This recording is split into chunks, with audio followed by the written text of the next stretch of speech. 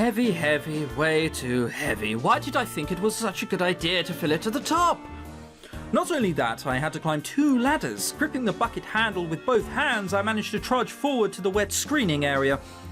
Luckily, one space was free. I set down the bucket, then placed the screen over the container suspended above the tub of water. I tried hoisting the bucket, only to find that I was too short for this task.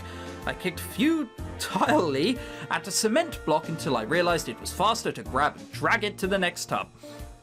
Stepping on the block, I unceremoniously dumped half of the bucket's contents, trying not to overdo it. Half? You probably overdid it, considering you're probably doing it all on momentum alone.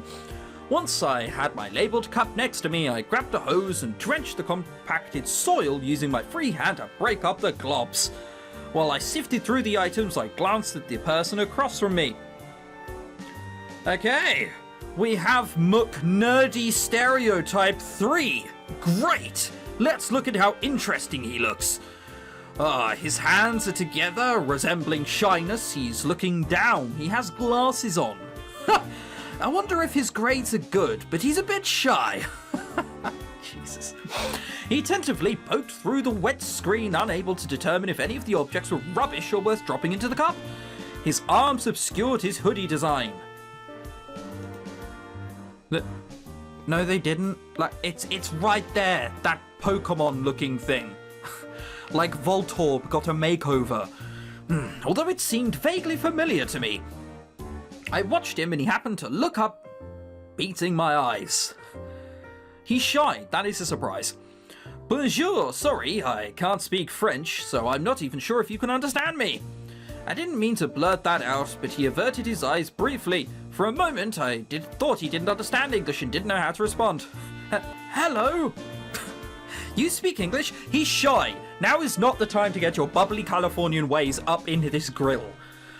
Yes, I think I'm pretty fluent with it. Sweet! It's always nice to know that I can talk to more people here. Does he look like he wants a fucking chat?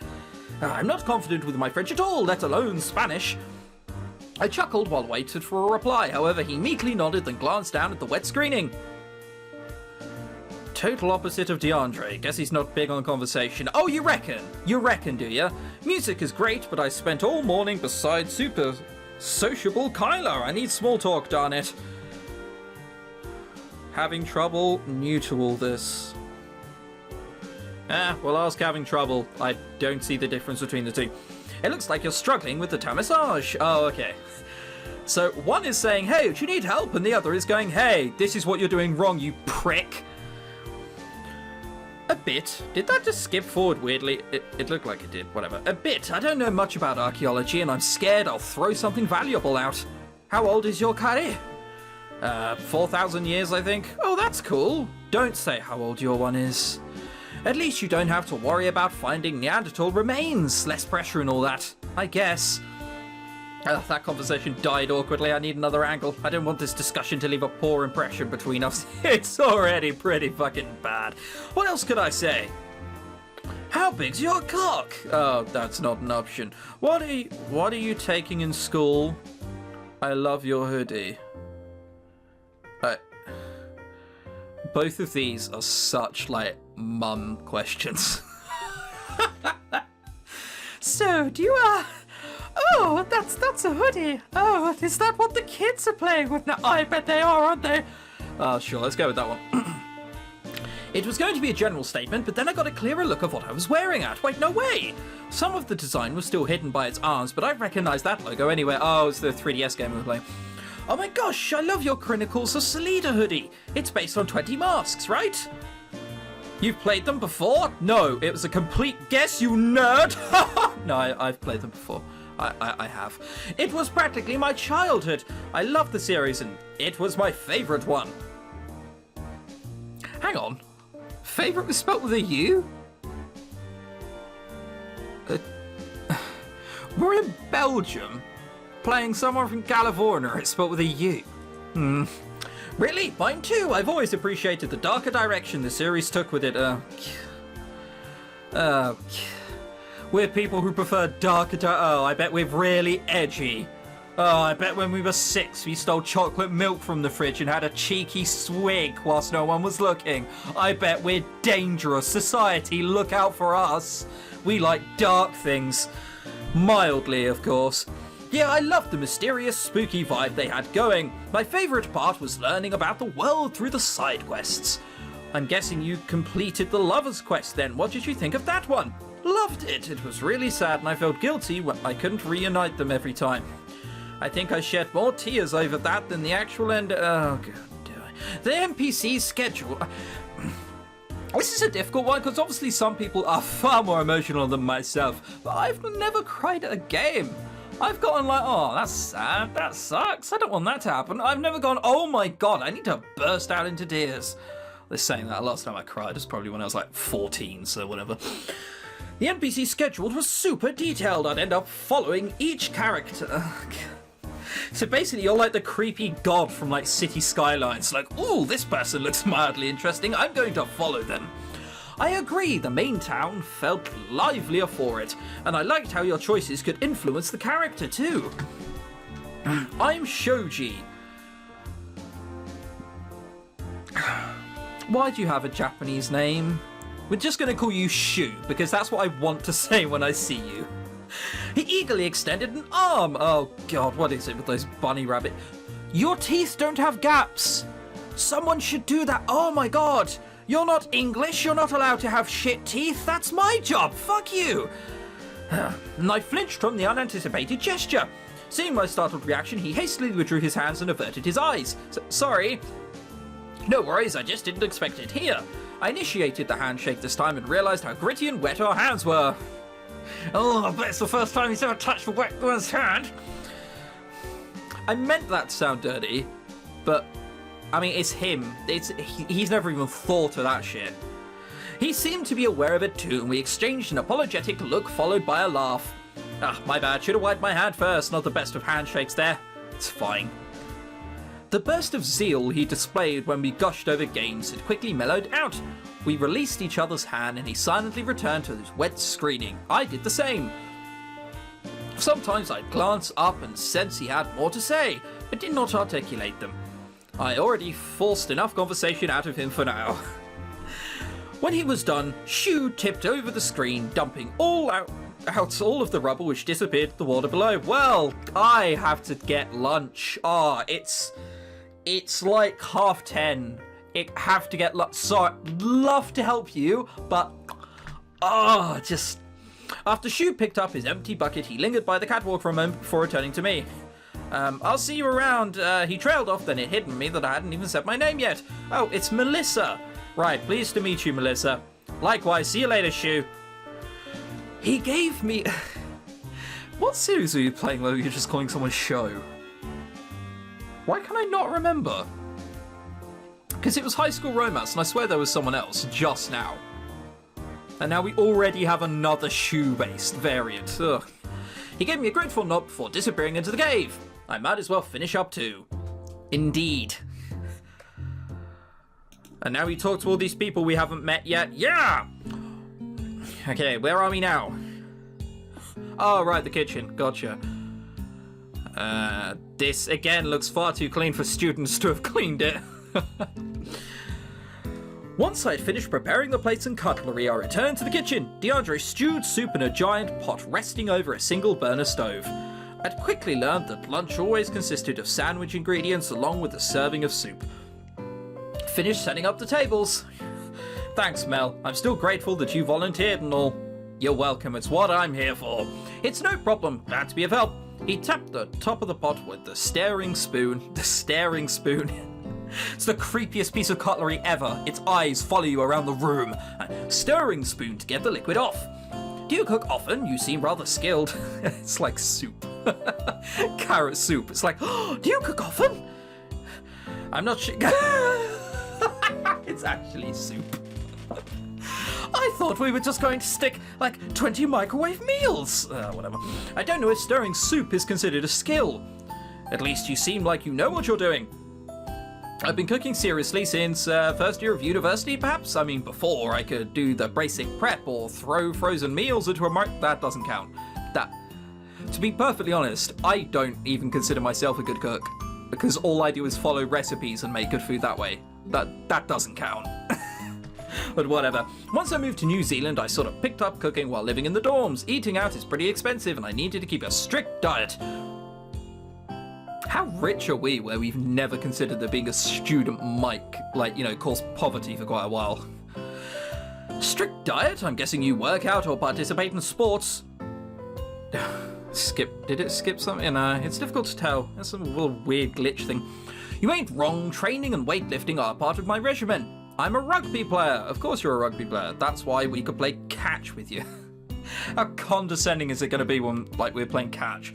We throw it weakly and he just sort of, proper rugby passes it back. Oh, that's neat. What position do you usually play? Say fly half. We're not going after you anymore. A lock? You don't look tall enough to be a lock. How tall is he?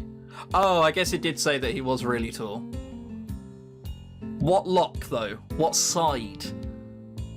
6 or 7? I'm a lock. I'm guessing you don't know much about Union Rugby. Neither does this guy! It's called Rugby Union, not Union Rugby!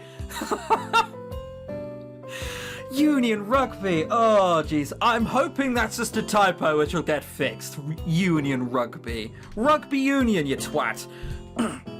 Not really, sorry. I know it's similar to football, American football, but without the... It's nothing like American football. American football is throwing the ball forwards, advancing very slowly up the pitch. You can't pass forward in rugby, and you get as many downs/phases as you like. It's completely different. Don't start speaking sports to me. Basically, the locks provide the power and heights. I mean, yes and no. There's so much... I guess if you're trying to explain it to someone who doesn't know what they're doing, sure. There are others which sort of do that as well, but, details. Breakthrough defenses. Jump high in lineouts. Okay. They don't break through defenses. If a forward gets the ball, they recycle it. That's the point. If a forward breaks through, it means the defense have done something terribly wrong. That's the back's job. He's a forward. It sounds like every position. I lost you again, didn't I? At line out. What's a line out? Well, let's start with lock anyway. Locks have to get the ball at whatever cost. I don't think this person's played right. He extended his arms, pretending to reach for me, and made a primitive grunt. Raw, aggressive, must get a possession of the ball. That's just everyone's position, though. Everyone has to ruck and get possession of the ball and tackle. Everyone has a position. Everyone attacks and defends. Whatever. Well, not as aggressive as flankers. You never want to be tackled by those. Right. I giggled, deciding not to ask what a flanker was either, and gently shifted the topic. Well, that shows what I know about good old Ruggers, because when he said he was a lock, I thought he meant, he means he's a flanker then, because that's what I had known it as. Mistakenly, he meant second row. You remember 2 minutes ago where I said, this sounds like a second row. That's what second rows do, jump at lineouts and provide, more power than flankers do. Okay. This makes more sense now. It's fine, none of that ever happened. Basically, he's right. Where did you learn how to play rugby, other than Union Rugby, which doesn't exist? Well, I grew up always playing it, even joined a local rugby club, but moved to New Zealand to hone my skills even further. Out of all the countries in the world, why New Zealand? Because they're the best in the world. If I recall, you went there to study, right? How is that related to rugby? I went there because one of the universities in Wellington offered a program that combined its rugby culture with education. He grinned like a child reminiscing about their Christmas presents. I got to enroll there for a few trimesters, along with free tickets to elite games and a gym membership to where the top-notch rugby players trained. Not only that, I got to participate in their practice sessions. I learned lots down there. It was sweet. It was expensive though, and my visa expired. I guess it was inevitable, although. and now I'm finishing up my degree in Liège. After spending so much time playing rugby in New Zealand, he's like, yeah, fuck it, I'll go to Belgium on an archaeology course. What degree are you working on? English. Okay, no, now I'm really confused. What are you doing in an archaeology camp? English? It all sounds pretty heavy duty. How do you balance both rugby and your English degree? You're not just focusing on your rugby career? As much as I love rugby, too much can happen on the field. That it can. It really can. One traumatic or hard-hitting injury and your career's over. Better than it was in the 90s, but yeah. Even with the best physio, you may not be able to play as well as you did before. I figured if something were to happen, I could always teach English as a foreign English language to fellow... The pop bubbled and DeAndre softly cursed. He grabbed the spoon and stirred again to prevent the ingredients from settling on the bottom. Nearly forgot about that. Guess time does fly when you're having a conversation. That's not the phrase at all. What's the time? I checked my phone display. About time for the students to eat. I'll get the cold cuts and drinks out now. Thanks, the soup looks about ready. He turned off the burner and we focused on organising lunch. I glanced at DeAndre as he happily hollered to the students coming down the stairs with the forest trail. Sounds like he figured things out. Now I gotta focus on what I'd like to do. Oh, well, I mean, we need to stat grind, of course. Oh, we finally did a success in catching. What did that get up? Culture or rational? I don't know. We'll see when we do this catch here. Failed. Great. Inquire. We failed to ask people questions. Okay, so culture is catching. Right. Okay. Well, all I can say is if we've learned anything from this episode is that Tenarium apparently doesn't know his sports very well.